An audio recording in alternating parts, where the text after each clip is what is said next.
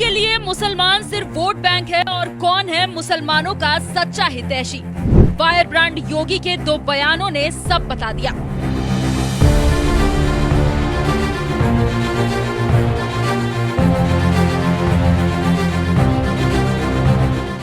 तन पर भगवा और बेबाक अंदाज, सड़क से सदन तक जब योगी देते हैं जवाब तो बड़े से बड़े विरोधी भी हो जाते हैं बेनकाब। कुछ ऐसा ही एक बार फिर हुआ जब सीएम योगी उत्तर प्रदेश के विधान परिषद में दहाड़ रहे थे। इसी दौरान एक वक्त ऐसा भी आया जब सीएम योगी आदित्यनाथ ने मुल्ला मौलवी बोलकर विपक्ष में बैठी समाजवादी पार्टी को ऐसा जवाब दिया जिसे देखकर समझ जाएंगे कि योगी या फिर अखिलेश यादव मुसलमानों का सच्चा हितैषी कौन है और किसके लिए मुसलमान सिर्फ वोट बैंक है।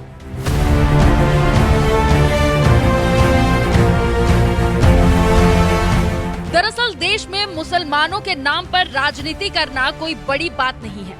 इस मामले में जहां कांग्रेस मास्टर है तो वहीं समाजवादी पार्टी भी कम नहीं। कांग्रेस ने राजीव गांधी के राज में मुसलमानों के वोट के लिए सुप्रीम कोर्ट का फैसला पलट दिया था, तो वहीं अखिलेश यादव खुद को मुसलमानों का कितना बड़ा हितैषी बताते हैं ये इसी बात से समझ सकते हैं कि समाजवादी पार्टी को नमाजवादी पार्टी कहा जाता है, तो वहीं मुलायम सिंह यादव को मुल्ला मुलायम कहा जाता था। बात यहीं खत्म नहीं हुई। जिस पीडीए के दम पर अखिलेश यादव चुनाव लड़ते हैं उस पीडीए में एक खास तौर पर अल्पसंख्यकों यानी मुसलमानों के लिए ही जोड़ा गया है, क्योंकि सपा मुसलमानों को अपना वोट बैंक मानती है। तो वहीं सीएम योगी की नजर में मुसलमान क्या है, ये बात खुद सीएम योगी ने यूपी विधान परिषद में डंके की चोट पर बताई, जिसे आप भी सुन सकते हैं। क्या आपका पीडीए ढोंग नहीं है? आप किसकी बात कर रहे हैं इसके नाम पे? मैंने इंसेफ्लाइटिस की चर्चा आपके सामने की। इंसेफ्लाइटिस से तो जो कालकलवित होने वाले बच्चे थे, आपके लिए जातिवादी हो जातीय उसके दायरे में मान सकते हैं आप। आपकी एक प्रकार का जो आपका रिजर्वेशन रहा है अनुसूचित जाति के लोगों के प्रति, वंचितों के प्रति, मैं उस बात को मान सकता हूं, लेकिन अल्पसंख्यकों को आप अपना वोट बैंक मानते थे। वे भी बच्चे कालकलवित होते थे। आपने उसको वोट बैंक के दायरे में सोच के देखा, हमने उसको प्रदेश के बच्चे मान करके, प्रदेश की संपदा मान करके, ये मानकर अपनी जिम्मेदारी के साथ जोड़ करके देखा। हमने उसकी जाति नहीं देखी, उसका मत और मजहब नहीं देखा। हमने माना ये उत्तर प्रदेश के बच्चे हैं, उत्तर प्रदेश का भविष्य है, इसको हर हाल में बचाना है। आज परिणाम है वो जीवित हो गया है, आगे जीवित है। ये बात पूरा देश जानता है कि गोरखपुर और इसके आसपास के जिले जापानी इंसेफ्लाइटिस जैसी गंभीर बीमारी से कितनी बुरी तरह से प्रभावित था, जिससे लोगों की जान बचाने के लिए योगी आदित्यनाथ जब सांसद बने थे तब संसद में लड़ते थे और जब मुख्यमंत्री बने तब भी लड़ते रहे, जिसका असर ये हुआ कि 45 साल में पहली बार ऐसा हुआ जब गोरखपुर में साल 2023 के जुलाई से सितंबर के पीक सीजन में भी जापानी इंसेफ्लाइटिस महामारी से एक भी मौत नहीं हुई। और ये सब इसलिए हुआ क्योंकि योगी सरकार ने बीमार बच्चों की धर्म और जाति नहीं देखी। इस बात से समझ सकते हैं कि योगी सरकार मुसलमानों की हितैषी है या फिर विरोधी। जब मुल्ला मौलवी पर दहाड़े योगी, यूपी के इसी सदन में सीएम योगी ने एक और बड़ा बयान दिया और इस बार उन्होंने मुल्ला मौलवी का जिक्र छेड़ते हुए बिना कोई लाग लपेट सीधे सपाट शब्दों में मुसलमानों को समझा दिया कि हम तो परंपरागत मुल्ला और मौलवी बनाने की बजाय बच्चों को वैज्ञानिक बनाना चाहते हैं। हम तो परंपरागत मुल्ला और मौलवी बनाने की बजाय हम वैज्ञानिक बनाना चाहते हैं। ये भी जब का नाम बने हुए तो वैज्ञानिक बने। स्कूलों में फ्री एजुकेशन की व्यवस्था की जा रही है, आधुनिकीकरण किया जा रहा है। ये डबल इंजन की सरकार पैसा उपलब्ध करवा रही है, लेकिन कठमुल्लापन की संस्कृति नहीं चलेगी।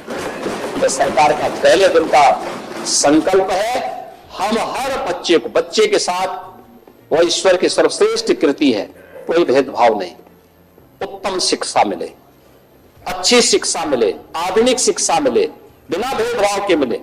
सरकार इस दिशा में कदम बढ़ा रही है, हर प्रकार की सुविधा से आच्छादित करेंगे।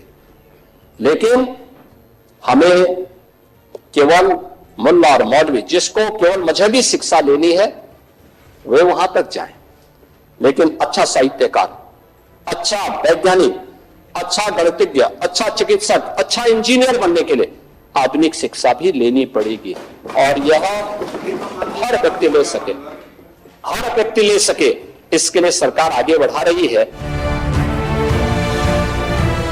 विधानसभा में सीएम योगी ने कटमुल्ला बोल दिया तो विपक्षी पार्टी सपा ने बवाल काट दिया, लेकिन इसके बावजूद सीएम योगी नहीं माने और विधान परिषद में भी दहाड़ते हुए कहा कि ये कटमुल्लापन नहीं चलेगा। हम तो बिना कोई भेदभाव के मुसलमानों को भी मुल्ला और मौलवी की बजाय अब्दुल कलाम जैसा वैज्ञानिक बनाना चाहते हैं, लेकिन इसके बावजूद विपक्ष इस बात का भी विरोध करता रह गया। वैसे एक बात और आपको बता दें कि मुसलमानों के बारे में सीएम योगी क्या सोचते हैं ये पहले भी वो बता चुके हैं। साल 2022 के यूपी चुनाव के दौरान ही सीएम योगी ने साफ कर दिया था कि मुसलमानों से मेरा वही रिश्ता है जैसा मुझसे उनका व्यवहार है। वो मुझसे प्यार करते हैं, मैं उनसे प्यार करता हूँ। अब आप बताइए, मुसलमानों को वोट बैंक कौन समझता है, योगी या फिर अखिलेश? अपनी राय हमें कमेंट कर जरूर बताएं। साथ ही सीएम योगी ने सदन में और क्या कुछ कहा, आइए आपको सुनाते हैं। ये लोग सामाजिक न्याय की बात करते हैं। इन्होंने जो कॉरिडोर बनाए गए प्रयागराज में, अक्षयवट कॉरिडोर, इनके नेता कहते हैं वो अकबर का किला है। अक्षयवट पहले से है या किला पहले से है? अक्षयवट है। अक्षयवट की अगर आप चर्चा करेंगे तो वेदों में उसकी चर्चा होती है, पुराणों में उसकी चर्चा होती है, प्राचीन ग्रंथों में उसकी चर्चा होती है। अकबर का कालखंड कितने समय हुए हैं, लेकिन ये कहते हैं कि ये अकबर का किला है। सरस्वती कूप है वहां। सरस्वती कूप के बारे में कहते हैं कि सरस्वती नदी बहती है वहां। अब दृष्टिकोण तो देखो ना, क्योंकि कभी देखे नहीं। अगर अक्षयवट कॉरिडोर का निर्माण सरकार ने किया, इनको अब पैसा फालतू लगता है। सरस्वती कूप का कॉरिडोर का निर्माण किया कि इनको फालतू लगता है। वह लेटे हुए हनुमान जी जिनका अभिषेक करने के लिए मां गंगा प्रतिवर्ष आती है, अगर वहां कॉरिडोर का निर्माण किया तो इनको एक पैसा फालतू लगता है। श्रृंगवेरपुर में निषाद राज का कॉरिडोर बनाया, भगवान राम और निषाद राज की प्रतिमा स्थापित करके कॉरिडोर बनाया तो इनको फालतू पैसा लगता है। महर्षि भारद्वाज का कॉरिडोर बनाया तो इनको पैसे फालतू बेकार लगता है। अगर हमारी सरकार महाराज सोहेल देव का भव्य स्मारक बहराइच में बनाती है, विजय स्मारक बनाती, तो इनको बेकार लगता है। प्रयागराज में ऐसे 12 स्मारक बनाने का काम हमारी सरकार ने महाकुंभ के दौरान किया है। इनको पैसा लगता था कि पैसा क्यों खर्च हो रहा है। 200 से अधिक सड़कें वहां बनाई गई, चौड़ीकरण हुआ, सिंगल से डबल लेन, डबल लेन से 4 लेन, 4 लेन से 6 लेन, 14 फ्लाईओवर बनाए गए, 9 अंडरपास बनाए गए, बेहतरीन कनेक्टिविटी की गई।